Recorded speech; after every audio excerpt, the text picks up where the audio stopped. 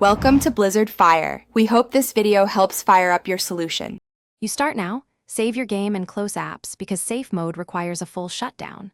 Once done, choose power turn off PS5 from the control center. Do not use rest mode. Make sure external USB drives or keyboards are unplugged, and note the PS5 shows no white light.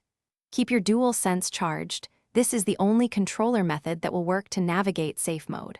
Once the system is fully off, move to the next step immediately. Now perform the single required action. Press and hold the console power button.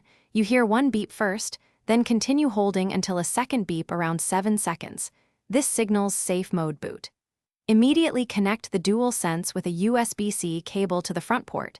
Safe mode does not accept wireless pairing. Once the second beep finishes, press the PS button on the connected controller. This pairs the controller and brings up the safe mode menu so you can select recovery options. With safe mode visible, choose the option that fits your problem.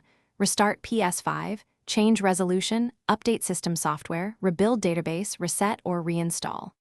Make choices carefully.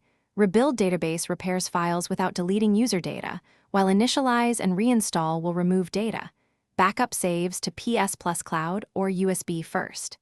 If safe mode fails to appear, fully unplug power for 60 seconds. Retry.